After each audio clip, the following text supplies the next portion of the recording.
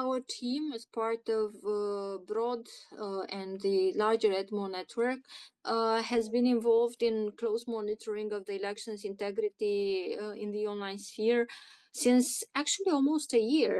But in the case of our hub, we also covered Moldova in October, the Romanian elections in November and in December, and then again now the rerun of the presidential elections. Of course, in the case of Romania, it was pretty dramatic because we had an annulment of the presidential elections due to foreign interference and the way in which the social media channels were exploited. But I would say that we are seeing a similar strategy and similar tactics all across the countries that are experiencing elections in the past year. We're talking here about not only about misinformation, which is related to, for example, the European Union, the democratic institutions, but also targeted disinfo related to specific communities, for example, the LGBTQ community, but also to the way in which the full-scale invasion of Ukraine is depicted in the social media. What we notice is that, yes, we have false narratives, which are basically juxtaposing two systems of values and two visions of the world, a vision which is related to liberal democracy, for the lack of a better term, and the other vision, a vision of a more, let's say, autocratic leaning. We notice that some of the misinformation is basically seemingly unrelated to elections, but it somehow feeds this polarization and this dichotomy between the two worlds. We see a similar use, for example, of coordination via Telegram channels. This is something common. We have seen it in Moldova, then we've seen it in Romania, and I know from the colleagues in Germany that they've also noticed this in the German elections. Also, the coordination of narratives and messages on Telegram channels is afterwards fully deployed on TikTok, with strategies to amplify the content, strategies that involve not only, again, the recurrence of these narratives, but also the use of coordinated and authentic behavior, the use of AI, and the use of micro-influencers. This is also something that is quite new when it comes to tactics that are being used.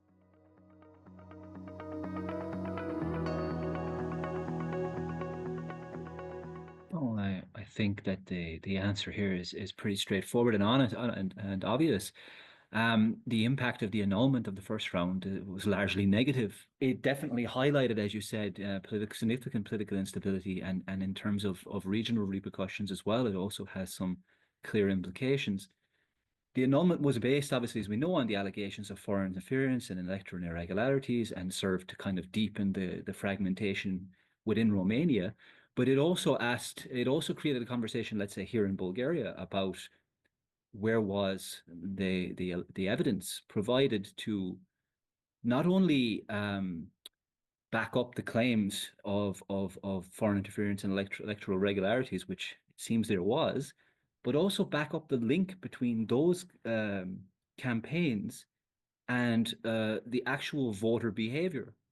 So there was a couple of things missing, which, first of all, amplified the deepening political divisions in Romania, but outside even of Romania, diminished or questioned the public trust in institutions within Romania. And again, I think, as Elena was pointing to as well, you can see online that this has had the effect of fueling anti-establishment sentiments, and in fact has had the effect of strengthening nationalist populist forces like George Simeon and the far right AUR. It's a pivotal event, but I think more importantly, from a more broader perspective, it underscores the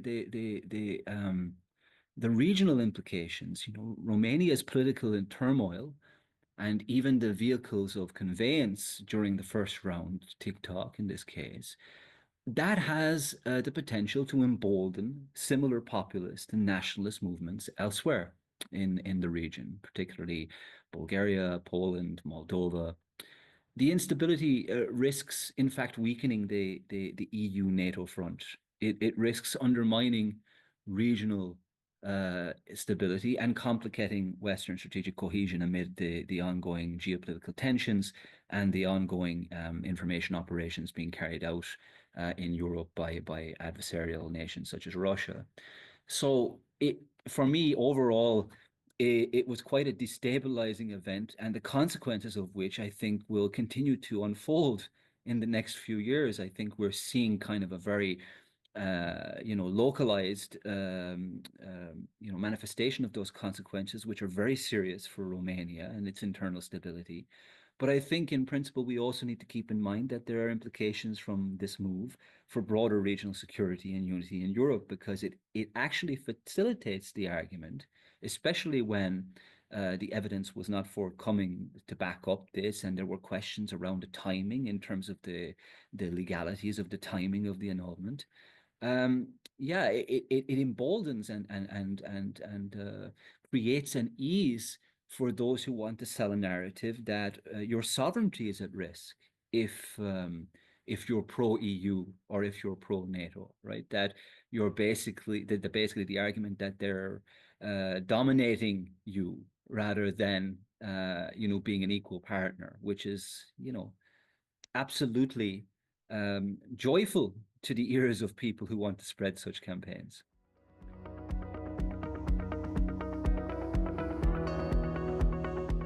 There were several measures put in place in order to avoid the situation in November. I would talk here about maybe three main actions which were somehow at various levels.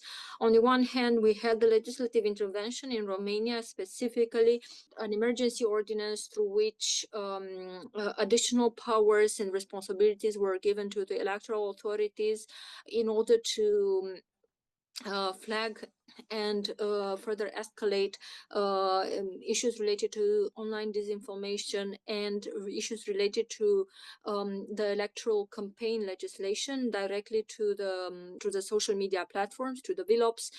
Some of the measures were not fully appreciated as a civil society organization. We criticized the way in which this measure was taken, and it did lead to some accusations of censorship, which is not necessarily very good. It could, because it can backfire. The second thing that happened after the elections was that I think that the European Commission tried to increase a bit the capacity of the authorities to respond to these challenges, and also to put together at the same table authorities, social media platforms, as well as civil society, in order to have this better dialogue and better measures. The third thing that happened is that we on the side of civil society organizations have started to be more hands-on when it comes to monitoring. We've increased, at least at the level of broad, the capacity to monitor on a daily basis the social media platforms, and in particular Meta and TikTok, which are very used in Romania. This is how we prioritize them. And right now we have a rapid response system which is quite efficient, I would say. And it is facilitated by the Commission, and have a constant dialogue with the platforms.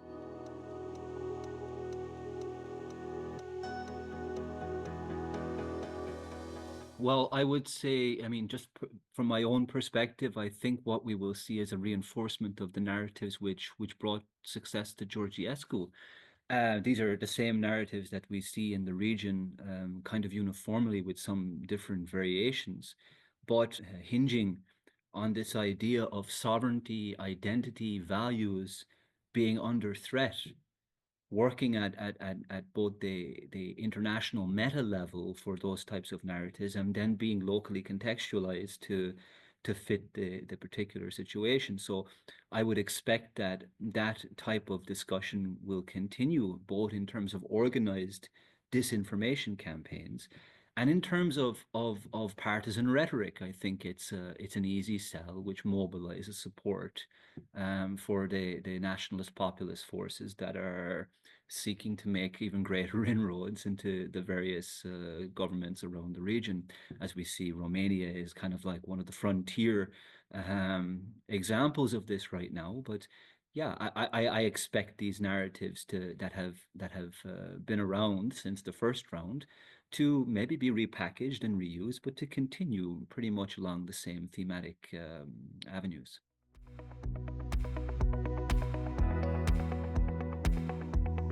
Indeed, we discovered that some demographic categories and also some social categories are more prone to disinformation, but also that they were targeted by certain narratives in time. I wouldn't say that what we've experienced right now is only the result of this campaign or the previous campaign back in November, December, but there is a rather a long-term campaign to change the minds and to change the focus on some demographics. Since the pandemic, we have seen these narratives that are going against the liberal democracy, the rights of minorities, and so on and so forth, being deployed on vulnerable groups, in particular the older generation. We all tend to think that the youth is more vulnerable to disinformation, but as a matter of fact, our experience is that they're more resilient, they're born digital, and at least in the case of Romania, we see an increased use of TikTok, for example, by the older generation, over 55, 60 years old, which are not necessarily used to the fact that not everything that is on a screen is correct, and they also are less targeted by media literacy campaigns and so on and so forth.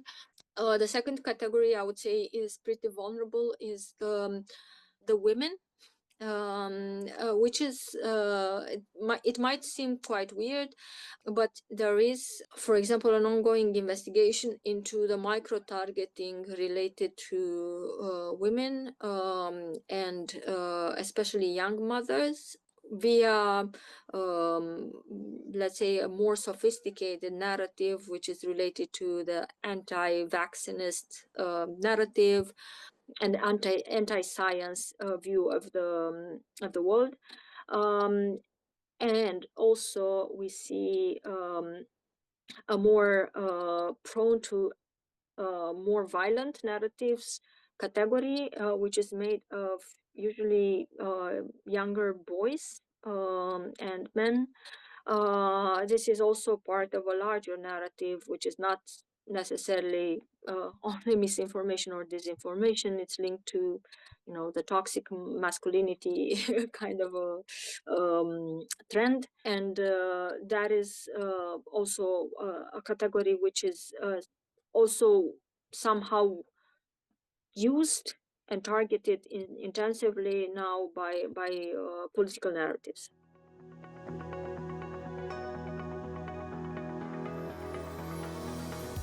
Yeah, I mean, I think there are some obvious ones. I think there are 7 key ones, but unfortunately, they are long term and they're difficult. What I would say is how we mitigate this type of these types of narratives and these types of degradation of democratic institutions is first we need to strengthen the institutions and the rule of law, so reinforce judicial independence and accountability to rebuild public trust. There are reasons beyond disinformation campaigns why public trust is low. That has to be recognized and dealt with. We should enhance transparency, combat corruption through effective anti-corruption agencies and reforms. This is difficult in areas where there is corruption and oligarchy, and ensure free and independent media to provide balanced and factual information, countering disinformation narratives, of course. But this is something which goes again to the media landscape being very, very concentrated in terms of ownership. One of the more important things, I think, and long term is to promote civic education and political literacy. Again, we talk about this at EDMO a lot, but media literacy, digital literacy, online literacy, those things are crucial in the long term to build a more resilient society. We should also have a more kind of look at how we regulate and monitor disinformation and hate speech. and look at how maybe there are gaps within those legislative areas. Enhancing electoral integrity is also important. Implementing measures to do our best to mitigate foreign interference, such as stricter oversight of digital campaigning, campaign finance transparency, which is key. It's a big reason why we have these types of issues, and secure voting procedures to make people trust in that procedure, or give people no room to distrust that type of system, or very little room. Foster inclusive political discourse, I think, is also key. I think one of the consequences of what's happened in the last few months in Romania is this increasing fracturing of political discourse within the country. So I think one of the things we can take steps towards is promoting policies and political platforms that address the grievances which enhance people's susceptibility to these types of narratives, whether that's economic disparities or social grievances, and that basically robs the oxygen from populist narratives. So if we make real efforts towards those type of things, we can help to mitigate them, in my view. Also encourage, of course, regional and international cooperation, and yeah, as I said earlier, address kind of socioeconomic issues that might lead to frustration and disillusionment with mainstream political parties. There are things to be done which are structural, which take longer, and there are things that can be done in the short term to mitigate, risks as we move along. But it's not an easy answer.